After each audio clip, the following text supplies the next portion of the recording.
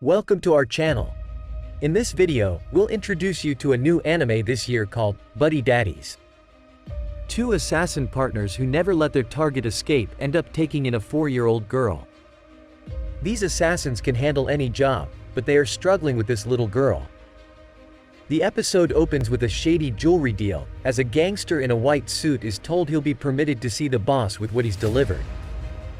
On their way to deliver the suitcase of jewelry, the car they are in is ambushed by a man on a motorcycle, engaging them in a shootout. The gangsters pull up to a dock, thinking they have escaped the man on the bike, only to see he has already pulled up in front of them. One gangster instructs the driver to run the man over, only to be shot by the driver. Inside a warehouse, the driver and man on the motorcycle confront the gangster in the white suit. This is our first introduction to Kazuki and Rei, the show's main characters, who are also assassins. They want to know how he smuggled the jewelry in, and he reveals he's been taking orders that come in on a cell phone, handing it over to them. Just then, Kazuki receives a call asking if he can pick up a young girl named Miri from school, as she's got a fever. Kazuki turns to Rei, wondering why he sent the girl to school if she was sick, and it's clear he didn't think the girl was that bad off. The two begin to argue further, confusing the gangster. When he tries to speak up, they tell him to mind his business before shooting him and leaving to pick up Miri.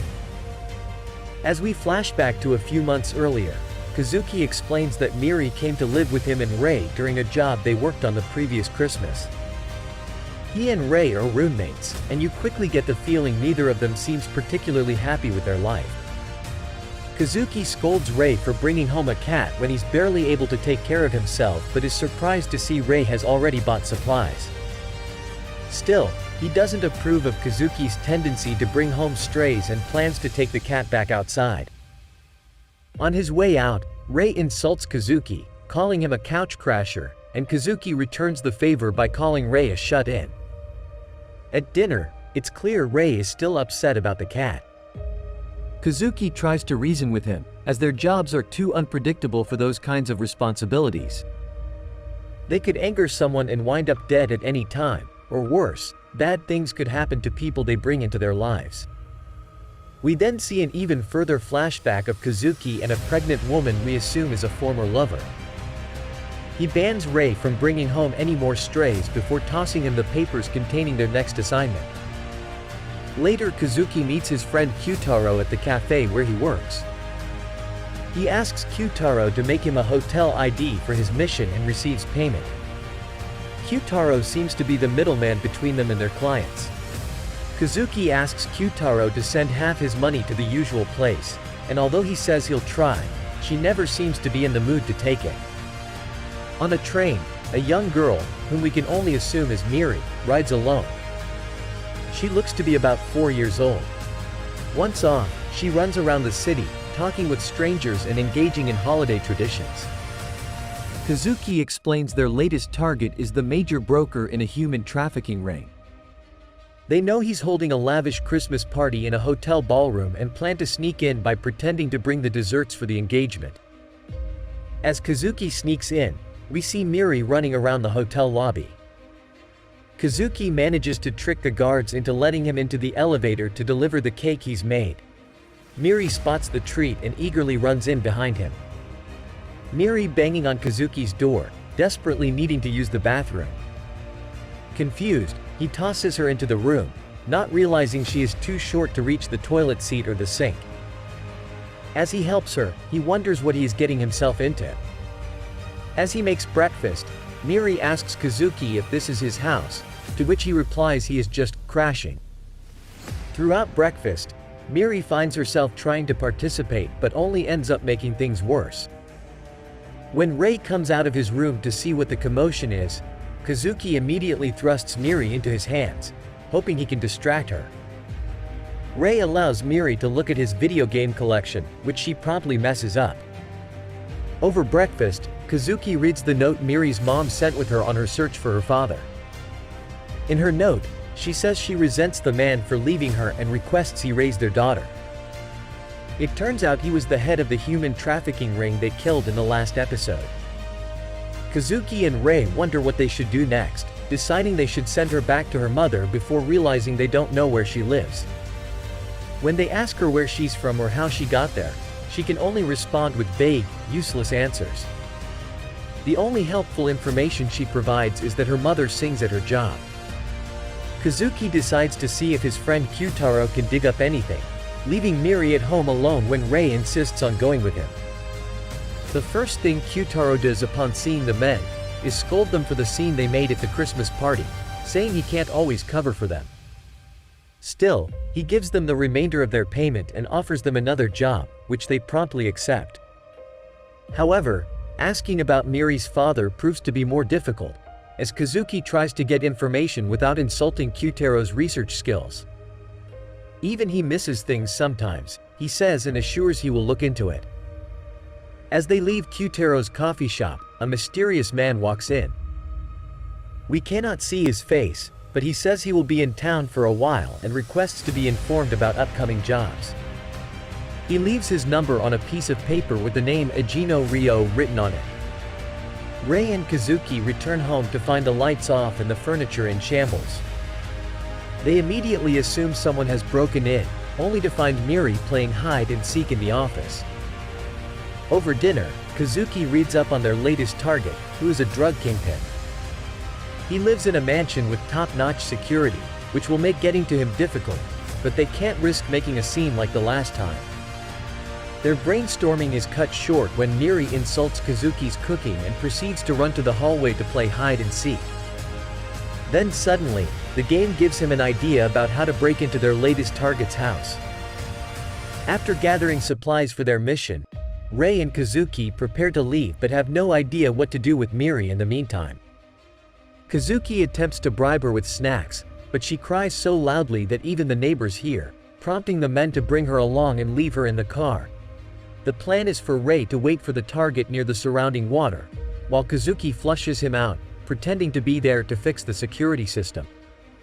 Of course, just when Kazuki is about to enter, Miri honks the horn. She says she has to pee, but he encourages her to hold it while heading to the house to continue the mission.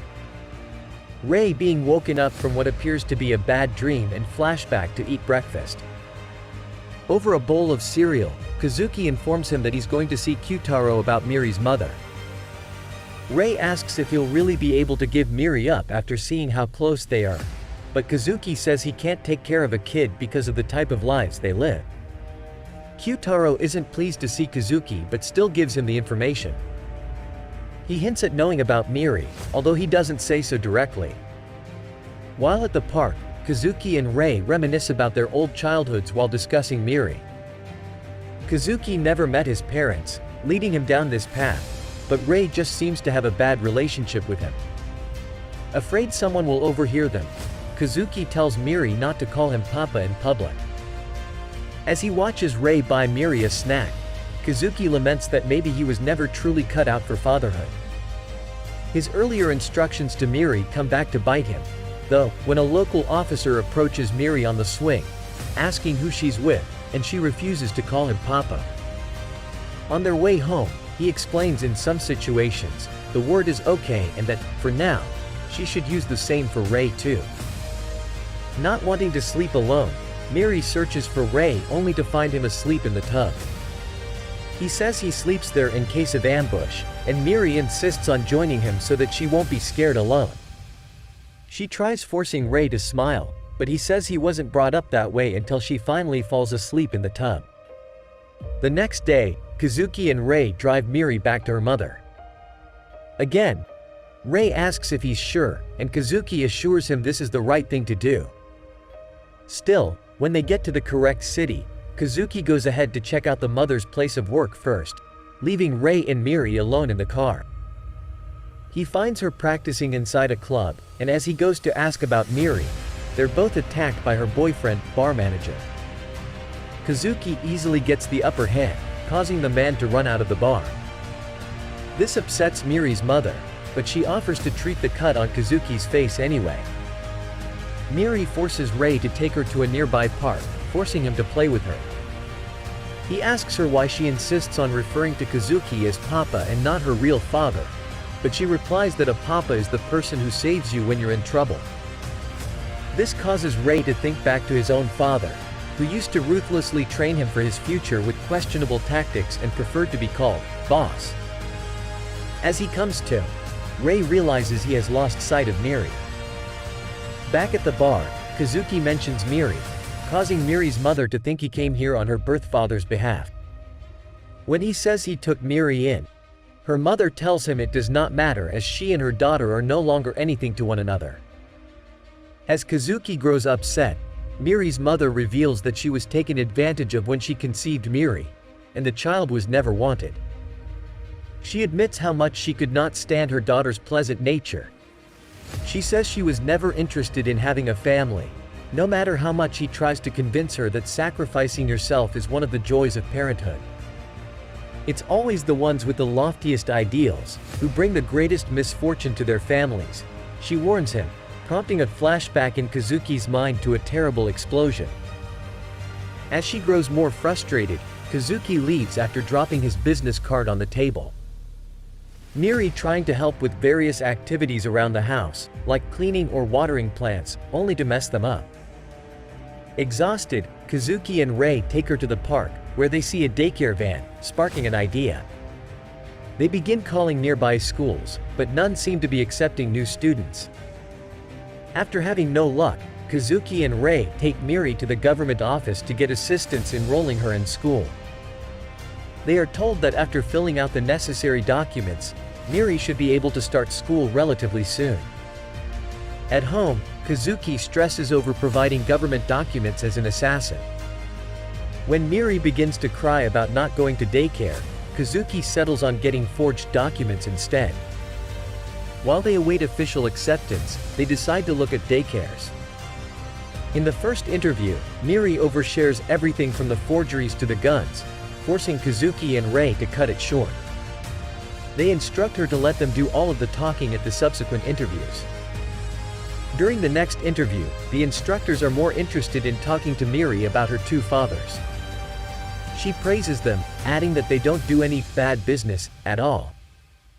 Kazuki quickly covers their tracks, saying they are something like city cleaners. When the instructors tell them that they'll do anything to help ease their burden, they realize that Miri has been accepted into the school. Kazuki, Rei, and Miri take a trip to the department store to pick up everything she needs for daycare.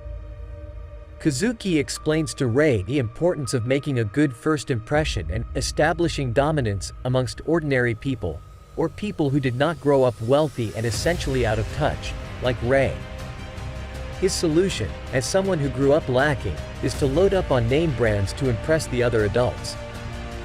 They buy an excessive amount of supplies and struggle when they realize they are now required to label them all.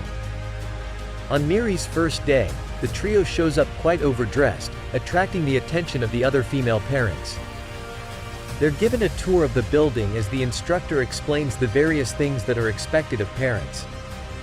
Things seem fine until Kazuki and Rei leave, and Miri struggles to get the other children to include her. When Kazuki and Rei pick her up later, asking how her day went, Miri replies that she does not know yet. Kazuki looking over their finances. Things aren't looking good, as he and Rei haven't picked up any jobs in a while. In an effort to make money, Kazuki resorts to begging Kyutaro for work, saying they'll do anything. He starts by offering them small jobs like background checks and scouting, which they happily accept. After getting a call from a daycare that a virus has broken out, they are informed that Miri will have to stay home for several days. While at home, she is supposed to work on an assignment that requires her to ask what her parents do for work. Kazuki and Rei are hesitant to tell her anything, given the nature of their jobs, but she is relentless in asking. Miri uses this as an opportunity to sneak out of the apartment and follow Kazuki to see what he does for work. At the same time, Miri stops to pet a dog, causing her to lose track of Kazuki. Rei wakes up to find that she is gone. After confirming she is lost, Kazuki and Rei set out all over the city in search of Miri. Meanwhile, she finds herself outside of Kutaro's cafe, where he sees her bump into a Gino and brings her inside. Kazuki begins to expect the worst until he and Rei return to Kutaro's cafe and find her sitting at the counter. Excited to see him, Miri immediately calls him Papa, which confuses Kyutaro and prompts him to ask how they're handling the jobs he gave them. He offers to watch Miri when it's clear they're struggling to handle the workload. After warning Miri not to call them Papa in front of Kyutaro or talk to him about them at all, Kazuki and Rei drop her off at Kyutaro's cafe. They head off to a job while Kyutaro makes Miri a drink. She asks if he knows what Kazuki and Rei do for work, and he replies that they have special jobs. He then lies, saying Kazuki is a terrible stand-up comedian who's too embarrassed to tell anyone and that Rei is an oil baron. While drawing a picture of their jobs, Miri slips up, calling Kazuki and Rei Papa, before quickly trying to cover it up. Kyutaro asks if there isn't somewhere else she'd rather go or if other family members are looking for her, but she says she likes it with Kazuki and Rei and would like to stay with them forever. If you liked this video and want to see the next part, please subscribe to this channel because I'll be posting many more just like this. I'll see you on the next one.